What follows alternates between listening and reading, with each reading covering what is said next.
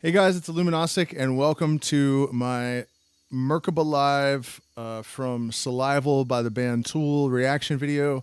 In my reaction videos, I'm doing them a little bit differently. I'm a musician, and I have a background in several different occult traditions. So I'm choosing songs that I actually know really well, and then I can provide insight into the music and lyrics, and even like how the songs are orchestrated and the instrumentation and arrangements and anything that might have a relevance to our quest for expanded consciousness, which is the theme of both of my channels, the music channel and my main channel. And so this performance, I think, happened in the late 90s at Red Rocks. All of the album Salival is kind of doctored up a little bit in the studio, but they have as their basis live tracks. And for me personally, if I had to pick the best Tool music, probably sonically at least, the performance from Salival of Third Eye and Push It probably would top that list. I think it's really an underrated offering from Tool. And so the song Merkabah is based on this biblical image of the Merkabah, which means basically chariot of light. And so there's an angel that descends down out of the sky, and it is riding on a Merkabah, which has wheels that spin with eyes all over, and the head of 4 different animals: a man, an eagle, a lion, and a bull, I think. And that imagery actually is ubiquitous with Tool. The idea of the eyeballs being all over everything, and the insinuation, of course, being that there is some sort of omniscient consciousness that extends throughout time and space. And, it's perhaps also relevant that a lot of people report seeing like translucent eyeball patterns when they take psychedelics everywhere, and I've kind of felt like that was that alludes to this idea of this universal consciousness. And so some people have suggested that aliens actually get around the universe in their Merkabah. So, perhaps at some point in our evolutionary process, we develop the ability to transmutate into light. Like this would be the ultimate goal of alchemy, not just to turn the lead and gold of everyday experience into not just to turn the lead of everyday experience into higher consciousness, or actual physical mercury and lead into gold, but to actually learn to transmute ourselves into light. And if we did that, we would be eternal. And you could travel around the universe at the speed of light, and so no time would pass. And your experience would be that you had just teleported around the universe. The problem with that, of course, would be that wherever you had left from, the time would still pass at the normal rate. So you may be able to travel 300 million light years in an instant from your point of view, but your planet will be gone by the time you arrive at your destination. So it's a little bit of a complicated idea. But this insinuation, at least, that this being that was descending in Ezekiel was coming down in this chariot of light is definitely indicative of this as a possibility, I think. And also, I've always read that book as an encounter with an alien because, you have this being that's flying around in a metal tent, and they're told to follow the smoke during the day and the flames at night. Sounds like the thing is burning fuel like a jet flying around, right? And only one person is allowed to see its face, Moses, and it seems to know a lot of stuff about science and medicine and disease that they wouldn't have known at the time. And of course, if you encounter this, advanced being flying around in a UFO, and you are a primitive tribal person, you might very well believe that it's God and describe it as flying around in a metal tent.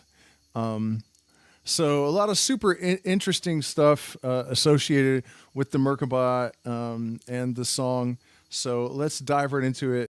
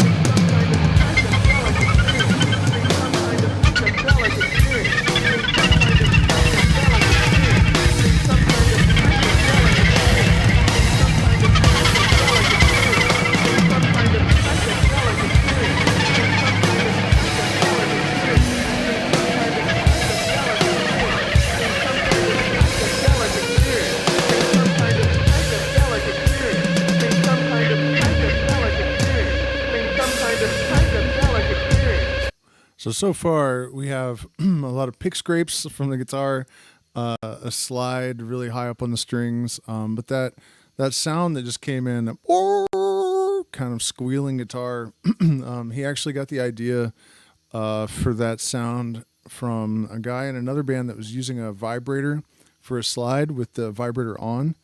And he didn't want to rip him off exactly, so he got a lady's speed shaver, electric shaver, and he placed it on the strings right above the pickups, I think. He also uses this effect on Third Eye Live. And then aside from that, Danny Carey's kind of off-kilter drum groove is already kind of the dominant feature of the song, and definitely already pretty sick. And the connection that I made with the idea of the Merkabah with eyeballs all over and psychedelics is present with this voice, reminding us that we're having some kind of psychedelic experience.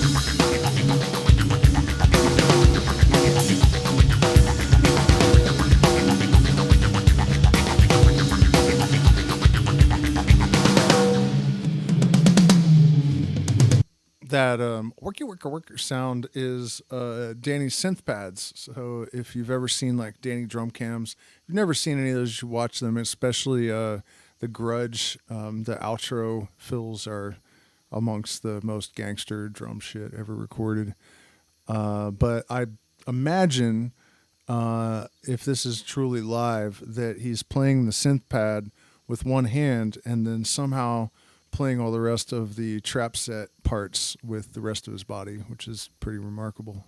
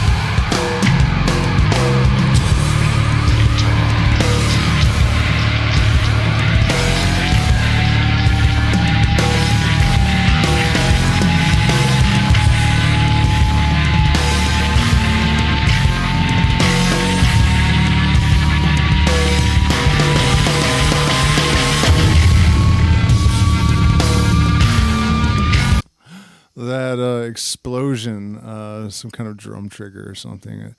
But it certainly gave the effect of like, planets colliding or something in terms of the power that is suggested in there. And of course, in these lyrics, we hear our body is light, we are love, we are immortal, and all these sort of Merkabah mysticism sentiments. And he's actually alternately saying love and then light, love and then light. And this is, late 90s, well before the love and light crowd was like a big, flaky, new age contingency.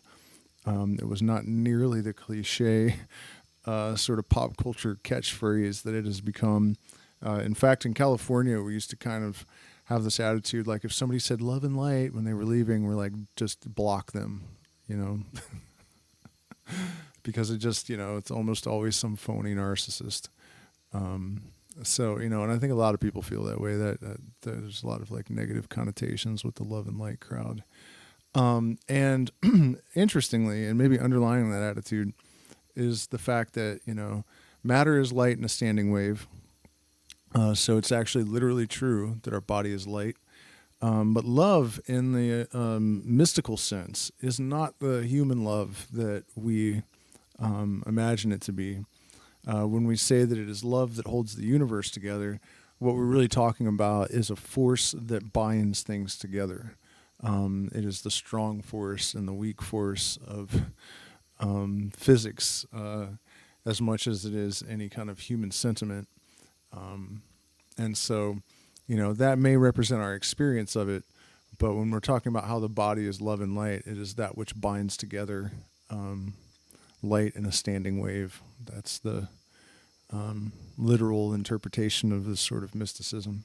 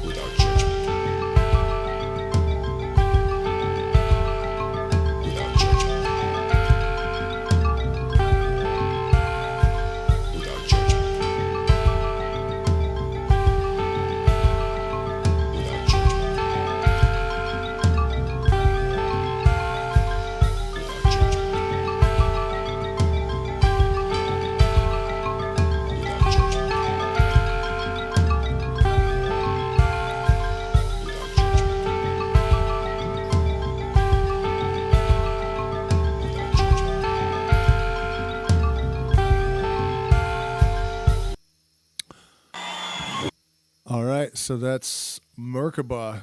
Definitely the Merkabah beat goes hard as fuck. There's no doubt about that. One of Danny's best beats of all time, I think. And just the general message of that song, you know, very simply expressed, but the outro idea that, you know, there's this consciousness that is omnipotent, omnipresent, and omniscient, but without judgment. This is something that I think people have a tremendously difficult time accepting, even though it's true. I think that is the way of the universal mind. I really like how Aleister Crowley put it, that to really truly become omnipotent and omniscient, one must become like he in whom glory and suffering are indistinguishable. And that is one way of saying omniscient and omnipotent and omnipresent without judgment, that the underlying consciousness that we are all avatars of, that we are experiencing organs of, it makes no judgment or preference, has no preference in regards to whether it's a positive experience or a negative experience. And I think a lot of people take great comfort in the obviously untrue perspective that there's a sky god that loves them and is taking care of them, when in reality we can see that that's kind of solipsistic and narcissistic when you see, you know, small children dying from cancer and praying to God and there's no help. So it seems much more realistic that there is this sort of ambivalent almost consciousness that is here to experience, but it's not here to make judgments or to have any kind of preferences. It just experiences the totality of existence for the sake of the experience, and that is it. That is the sort of illumination that the mystery schools, that Tool and a lot of other bands take a lot of influence from. That's the kind of illuminated thinking that they represent, and I, for one, think that it's correct. So thank you so much for spending this time with me. We'll do more Tool reaction videos for sure. Please hit the like button, share these videos, and consider joining our Patreon. If you're interested in guitar lessons, you can shoot me an email as well. So we'll see you again in the next video.